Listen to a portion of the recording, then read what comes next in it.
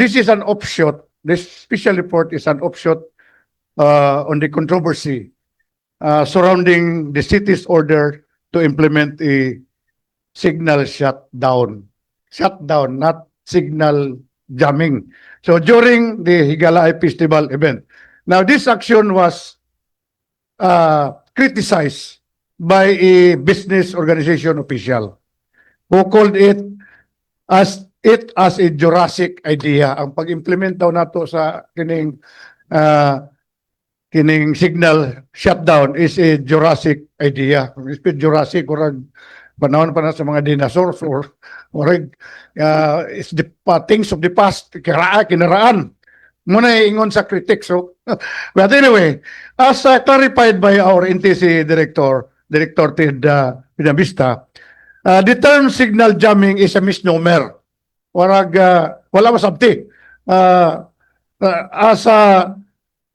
The city's action was not signal jamming but it is a signal shutdown. Para sa balawad ba nga mistake of fact and mistake of identity. Kung mistake of fact, exempted ka sa criminal liability. Ang identity, although mitigating, but you're still liable in crime. No? Now, if we talk of signal jamming is per se illegal. It's illegal. But when we speak of signal shutdown, it is a prerogative of the state to implement for security of the citizen, under general welfare clause. Especially nga ang atong mga core events was open in public. So that is the brief distinction between signal jamming and signal shutdown. So mo inibawon sa tao nga ilang tamudmod, ilang kasuko kay nag-jam kuno.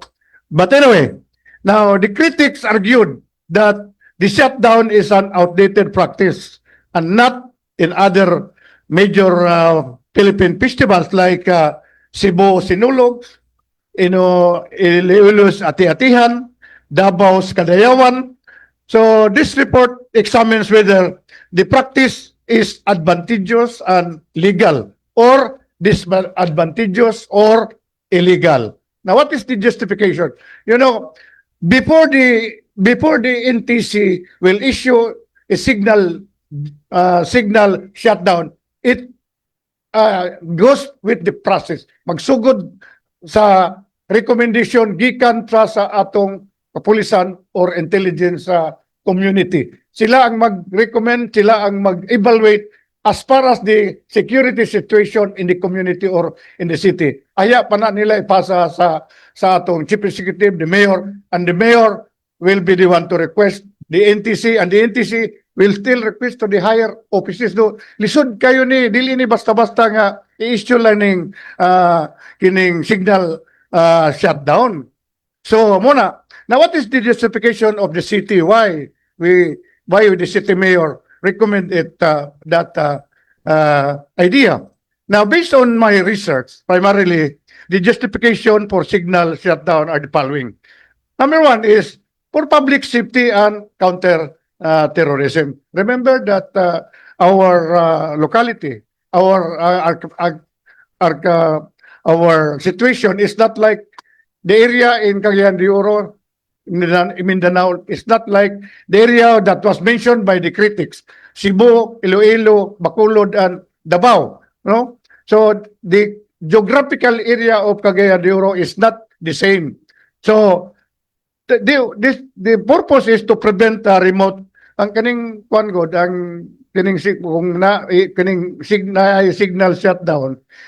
This will prevent the remote destination of explosive device, especially ang cellphone signals in large crowd. Katong shutdown, localized lang ang gi-shutdown, dili whole Cagayan de Oro. Katulang gagian o giheld ang ato mga core activities. Dito lang siya, no? So then the second justification is disruption of criminal communication. So this is to hinder communication among criminals or terrorists operating within our area if there was any, no? Then, control over drones. Kasi, di ba, kung ano yung mga drones ka lupad, di ba? So, that is to disrupt the control of signals and of unauthorized drones. Now, the critics said that there was a disadvantage. Oh? There was a disadvantage of the shutdown. Now, despite the purported benefits, signal shutdown still there was advantages as cited. There was disruption of emergency services. There was impact of critical infrastructure. For example, disruption of wireless system essential to event operation and electronic ticketing point or seal system or affect business.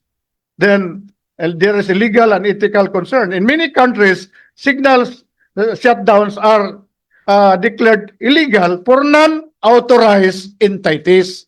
So, dili basta-basta ka lang mag-shutdown or jamming if the authority is not authorized to issue that order. No? So, this raises question about the public rights or to communicate.